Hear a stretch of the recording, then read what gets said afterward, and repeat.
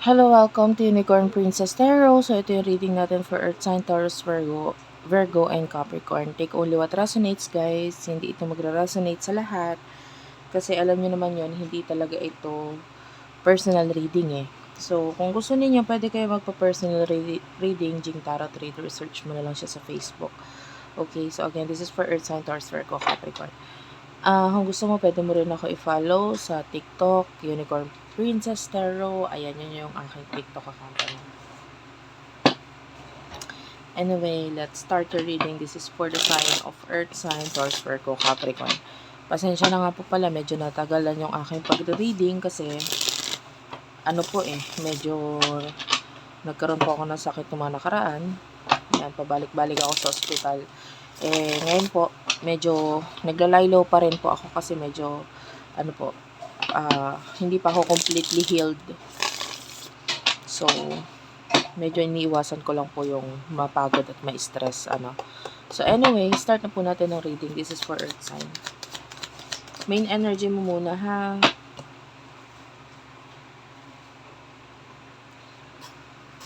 Main energy, you do have here the Sun, King of Swords, Seven of Swords.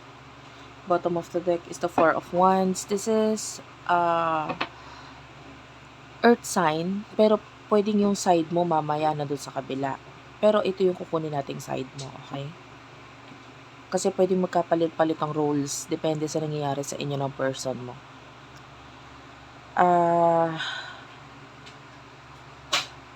I don't know, I feel like you are already happy. Yan, you're already happy. And I feel like yung iba sa inyo, pwedeng you are already stable. Kung hindi man, pagdating sa career or kung ano man yung ginagawa mo ngayon, nakikitaan mo ito ng future. So, ngayon, pwedeng nakafocus ka sa mga plano mo. Nakikita natin you are a very spiritual person, ha? You are a very spiritual person. And, nakakita tayo dito ng mga spiritual na ibineto sa'yo. Pero parang natapos na ito. Kung ano man ito. It's like, maybe may taong nagsabi or naggawa ng hindi maganda laban sa'yo. Pero, natapos or natalo ito. It could be, anong tawag dito? Pwedeng evil eye. Yeah, if you're not familiar. By the way, isisingit ko na rin, meron ako mga evil eyes na available doon sa aking shop, TikTok shop. Pero yung evil eye, totoo kasi yun, guys. Ngayon, bibigyan lang kita ng example na maaaring ito rin yung nangyari sa iba sa inyo. Okay? Kasi ito nakikita natin dito with the tower. Tapos na siya. So, ibig sabihin, nalabanan mo. Okay? Nalabanan mo. Or, might be yung iba sa inyo na kontra. Sabihin na natin ganon. Well, I do have a friend. Itong friend ko na ito, ano siya, nagkaroon siya ng mga sugat-sugat sa katawan. No? Na ang sabi ng derma is skin asthma. Which is nakakapagtaka dahil wala yon sa family nila. Walang pagkukunan ng skin asthma, kumbaga. Wala siya nung kabataan niya. Nito lang lumabas. Nagkaroon siya ng skin asthma, tapos nagkaroon siya ng mga taghihawat sa mukha. Yung parang, hindi lang siya basta taghihawat. Talagang, ano talaga, kalat sa mukha niya. And then, nagpapaderma siya. Nagtataka siya bakit hindi pa rin gumagaling. And then, may nakapagsabi daw sa kanya na maybe spiritual healer na ito ay ito ay inggit. Tapos ayun, continuous after a year, hindi pa rin gumagaling, pabalik-balik siya sa derma. And then ayun, nagpatawas on, actually ito si Madam Jing, magaling siya, nag-online tawas din siya, guys, baka hindi nyo alam. So ayun, tinuruan siya kung paano gamutin, paano pagalingin. Ito nga ay evil eye, guys. Ayun, tapos binigyan din siya ni Madam Jing ng ng evil eye na necklace. Pwede rin kayo maka-avail sa kanya, guys. And then, meron din naman ako sa TikTok shop. May mga crystals na evil eye. And then yun, natapos. Kumbaga, nawala yung mga sakit niya. Yung balat niya ngayon is nawala na talaga completely. Yun nga lang, hindi niya na tinatanggal yung kanyang evil eye sa kanyang pagsuot, no? Araw-araw. Lagi niya suot. So, yun yung nakita natin dito. It's like the same scenario na pwedeng ito natutunan mong kontrolin or labanan kung ano man yung mga evil eye na ibinato sa'yo. No? So, ayan, the tower. You have here the moon. This is like the energy of the person or the people na naiinggit sa'yo pero natapos na or nawala na. And now, wala na silang makita. Pwedeng hindi ka na nila nakikita. Itong mga evil-eyed people na to. Hindi ka na nila nakikita. Or talagang hindi mo na sila pinapansin. And yung focus mo is nasa iba. Which is pwedeng nasa stability, career, studies. Pwedeng ganun. Andun na yung focus mo. Now, you are already happy. You are really shining with the sun. Pagdating sa love, I don't feel na for now, hindi ko nararamdaman yung taong kakonect mo in the past. Pero parang nandyan pa rin. Ganun yung energy. Pero hindi mo na siya pinapansin, wala ka na pakialam whatsoever. Ngayon pupunta tayo doon. Ako nag-share ako ng situation or scenario kanina.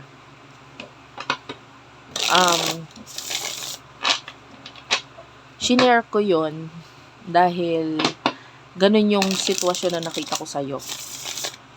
Baka hindi mo alam na may naiinggit sa'yo or may naiinggit sa'yo. So, yeah. May nakapagbigay sa'yo ng evil eye. Yung evil eye kasi, guys, is like usog Alam mo yun? Yung masamang tingin. Kumbaga sa Tagalog, evil eye.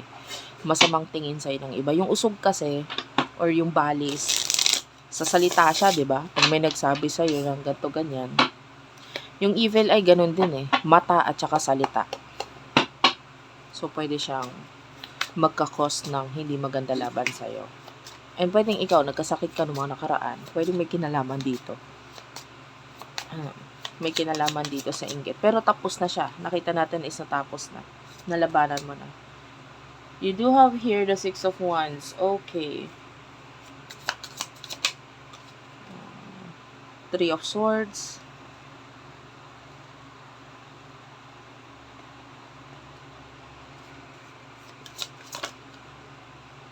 Four of Cups. Bottom of the deck is the Wheel of Fortune. 10 of Cups. The Hermit.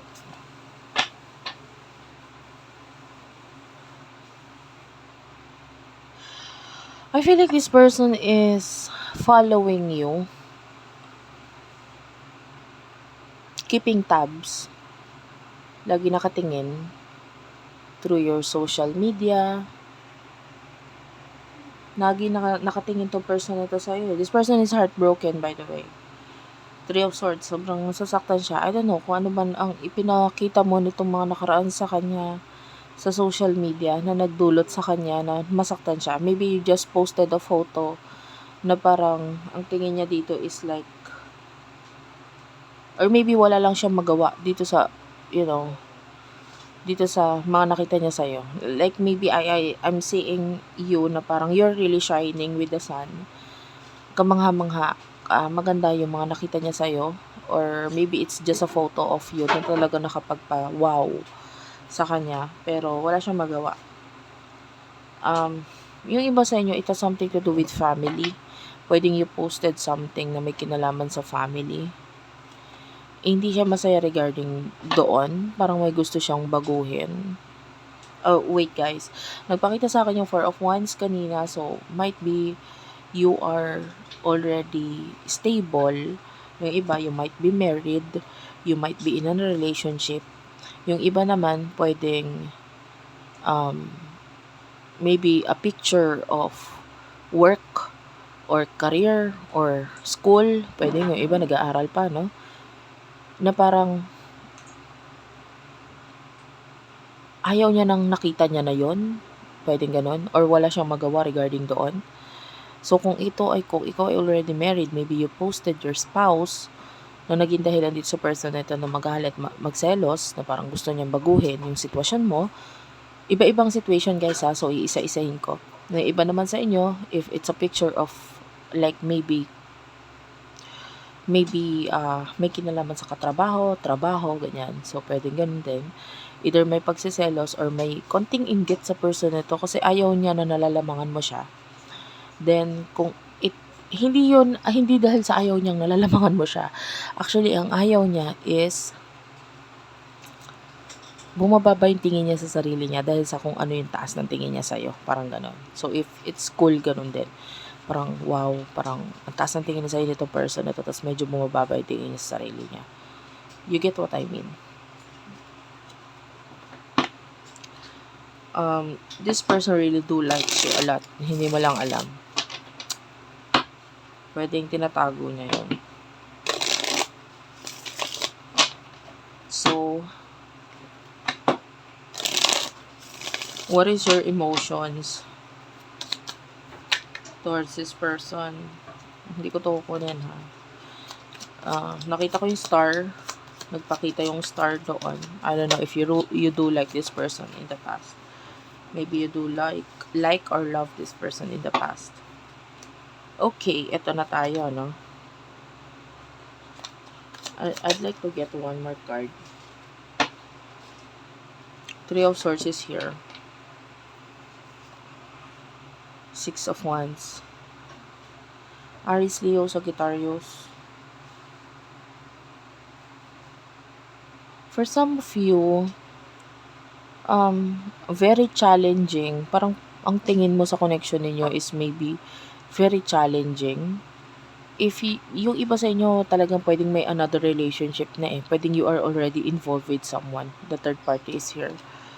And pwedeng nag-move on ka na because you are already involved with someone. Pwedeng ganon. And with the Six of Wands, yeah, nagpo-focus ka na lang sa development, sa victory. I feel like kung ano man yung mga nangyari sa inyo, tinanggap mo na lang. Tinanggap mo na lang. And that tinatry mong i-appreciate etong mga bagay na nasa paligid mo, mga taong nasa paligid mo. And I feel like you see yung connection ninyo as a very challenging connection, pero parang hindi mo na para ilaban. You know what I mean? Parang very challenging, mahirap siya, tanggapin na lang natin kung ano yung meron tayo. Parang ganun. How about yung person mo? Ano yung emotions niya towards you? Spirit guides, angel guides for the sign of earth sign.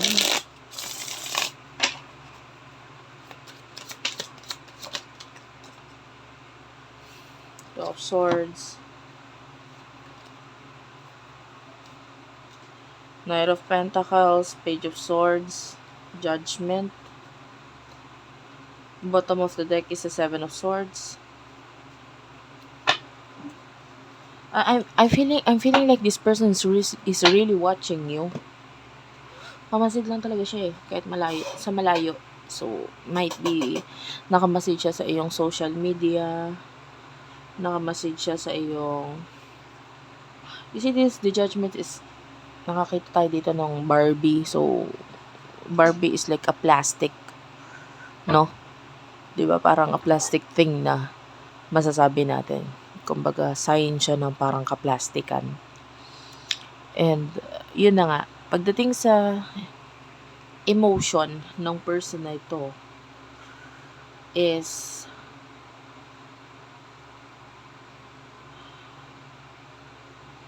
nagpapaka-plastic siya sa'yo. Hindi niya sa nagsasabi ng emotions. I feel like itong person na ito is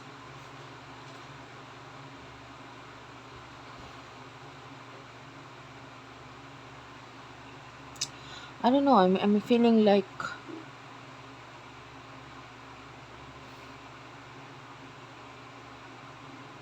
Lagi ka nasa utak niya pero parang feeling niya hindi ka niya makukuha or hindi ka niya makuha. Alam mo yun? Para siyang humahanga sa'yo pero parang ang feeling niya wala akong enough na dahilan para makuha ka ngayon. Parang maybe I don't have enough money, parang gano'n ang energy. Parang feeling niya kulang na kulang siya para sa'yo. So, maybe isa pa ito sa nagiging dahilan kung bakit wala siyang action. Kasi parang ang dami pang kulang sa kanya para makuha ka niya. So, what will happen in the near future for the both of you? Three of Wands.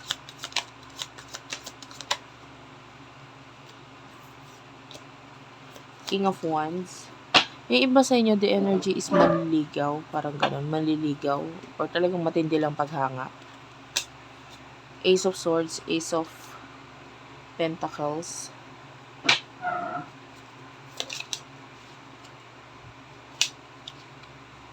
Five of Wands. Iba pa nga yung manliligaw, guys. Kasi yung manliligaw, pwede nagsasabi siya ng emotions. Ito hindi. The Magician. Seven of Swords. Bottom of the deck is the Seven of Wands. Yan, there's an angel number 777. Tatlong 7. Dalawang 7 or tatlong 7. Anyway, this could be a reading. Parang nagpapakita ito as as a sign for you. Well, you are focusing on new beginnings in the near future. Pero yung iba, business, career, money-related energy. I feel like with the Three of Wands, Aries, Leo, Sagittarius energy, nandun pa rin yung pag-iisip mong, kamusta na kaya tong taong to? Ano kayang ginagawa niya? Ano kaya iniisip niya or what? Kaya ka nga nanonood pa rin ng tarot kasi nandun pa rin yung question mo sa kanya eh. Actually, yung iba sasabihin, hindi, nanonood ako ng tarot to know my future or what. Pero at the back of your mind, alam natin na kaya ka nanonood, it's because of this person. No, to know kung kamusta na ba, ano ba emotion niya sa'yo or whatsoever kasi wala kang niha-nihon ang naririnig mula sa kanya. And in the future, ganun pa rin. You are focusing sa iyong priorities, pero yun na nga, at the back of your mind, gusto mo pa rin malaman kung kamusta tong taong to. And I feel like, may mga bagay kang minamadali or susubukan madaliin in the future na may kinalaman sa iyong money, may kinalaman sa family. I can see you being happy, stable. Pagdating sa career, nakakita tayo ng mga skills, may mga bagong mga kaalaman, learnings na natututunan dito. So, yung iba, talents or skills na ini-improve in the near future for you. Pagdating dito sa person na ito, what I don't like about this person is lagi niya kinukumpara ang sarili niya sa mga taong nasa paligid mo. Lagi niya kinukumpara yung sarili niya doon sa mga taong maaaring humahanga din sa'yo, nagkakagusto sa'yo, or talagang karelasyon mo na. So, lagi niya kinukumpara yung sarili niya sa mga taong yan. And with the Magician, I feel like, yeah, I'm seeing an obsession mula dito sa taong to. This person is obsessed with you. Obsessed of thinking of you. And in the future, ang nakikita niya, hindi mo siya kayang piliin. Hindi mo siya mapipili because you do have a lot of choices. Okay? Or hindi mo siya para piliin. Kaya hindi siya para humarap sa'yo kasi alam naman niya na hindi ako ang pipiliin mo. Nandun yun, yung parang inuunahan ka na niya. Na dahil hindi ka pumipili, parang pakiramdam ko tuloy, hindi mo talaga ako pipiliin. So, ito person na to is addicted, obsessed with you, pero wala siyang magawa. Kaya umiiwa siya. And also at the same time, kinukumpara niya yung sarili niya lagi sa mga taong nasa paligid mo. And you do have here the Four of Wands and the Ace of Wands.